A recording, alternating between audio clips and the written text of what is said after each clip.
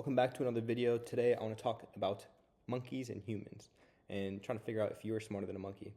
So if you tell a monkey to press a button and then you give it a banana, it can correlate that cause and effect pretty easily. Now, what happens if you delay that reward by, let's say, a day or a week or a year? Now that monkey is never going to be able to correlate that banana you gave it a year later with a button they pressed a year ago. And the sad truth is that most people can't handle that either. And this video is going to give you a little bit of a context to try to figure out if you can do that or not. So the way I see intelligence is not as much as how fast you can solve problems, but more so is how fast you can track cause and effect over time. So what I mean by that is the longer the delay between the inputs you put today and the outputs that come down the line, whether that's a year in the future, decades in the future, your ability to comprehend that those results come off of actions that you're doing today is what will show how intellectual you are as a being. So, for example, like the monkey scenario, animals usually respond to immediate stimuli. So my cat, for example, Zorro, if I tell him to sit, he'll sit, and I'll give him a treat. And he'll correlate that sitting down and listening to what I tell him to do is going to give him a treat. Now, if I tell him to, roll over, and he rolls over, and then I leave, I come back 10 minutes later, and I give him a treat, he's not going to correlate that rolling over is going to get him a treat. So next time I tell him to roll over, he might not do it because he doesn't see the reward. So another example of this actually is a scientific study they did with kids, and it was called the marshmallow test. So I think it was kids who waited a certain extent of time earned 2 marshmallows instead of 1. And it's kind of funny if you look at it, you should look it up because you can see how different kids allowed themselves to hold out for the 15 minutes. So some of them would close their eyes. Some of them would sit on their hands to not let their hands grab it. There was one who crumbled it up and started playing with it. One to pass the time, but also two, it didn't even seem appetizing anymore. And then there were a lot of other kids who actually did end up eating it and weren't able to hold out for those 15 minutes to get those 2 marshmallows. So from that video, you can kind of tell that delayed gratification isn't a character trait. It's something that you have to build over time in a cognitive way. And real success, both as a kid and in real life, it almost always requires doing something uncomfortable for a long and extended period of time on a consistent basis. So some real life examples of this are, let's say, fitness. If you're going to the gym every day, you're not going to see any sort of outcome or reward or change in your physique within the first day or two.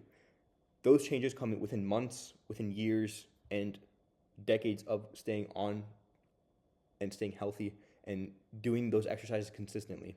And a lot of people who end up quitting are the ones who quit early on. So it's not so much people who quit after doing it for months. It's more so people who quit doing it less than 14 days. 21 days, which is how long it takes to build a habit. But also, doubly as important is the amount of time minimum that you need to see change, especially in a longer term input like fitness. Another example is investing. Who was this? Warren Buffett. I think he wouldn't get a haircut that was $2 or $5 because he would see the value of it as investing into the stock market and investing into something for 80 years. And after 80 years, $2 would become $10,000. So he would never get a haircut because it was $10,000 or never pay for one. Now, that's not to say don't pay for a haircut. Obviously, I need to get one. But it's understanding that type of vision on even the smallest things is what allowed him to become such a successful person. And he made vast majority of his wealth after the age of 60 or something. So it's less so of being able to do something really great right now, and it's more so of doing something great or above average for an extended period of time. Um, I think something that's detrimental to this is social media and what society has become and what society has allowed people to come. So whether it's brain rotting all day, and if that's you, you know it. I mean, I think anyone who's watching the video, you're a brain rotter. I was too. I deleted TikTok, Instagram. I unfollowed anything I didn't want to see, and like you can like say you're interested in this, make it all business. So even when you're brain rotting, you're learning. But even then, keep it to a minimum. But it's so easy nowadays to get addicted and get your attention stolen from you, and the quick dopamine that you get from either like scrolling or from getting likes on your post, or there's so many ways you get your attention and you get dopamine hits, like just real quick dopamine from things that aren't even real, that it prevents you from having the motivation to want to get and find real dopamine or even serotonin. And that issue is something that society as a whole is facing, but also if you're watching this, you are also probably facing this, because there's not a single human in this world that doesn't face some sort of difficulty or discomfort in their life. Now, with the digital age, it's so easy to escape it, but it's also so easy to learn how to manage it and how to use it to grow.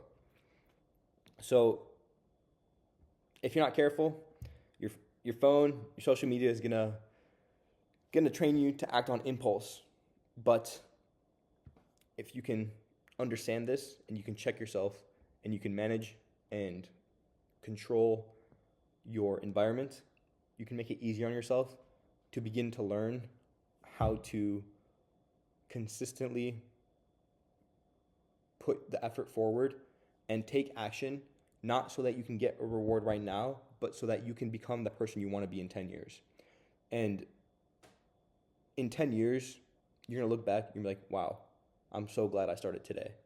And you're not going to remember what day you started, because every day is going to be just as much more, and you're going to keep going. But you're going to be thankful that you were pushed into starting. And if any of this helps you start, I'm grateful for that. But just start. That's all I got today. So get smarter than a monkey and get more successful than Warren Buffett. I'll see you guys next time. Peace.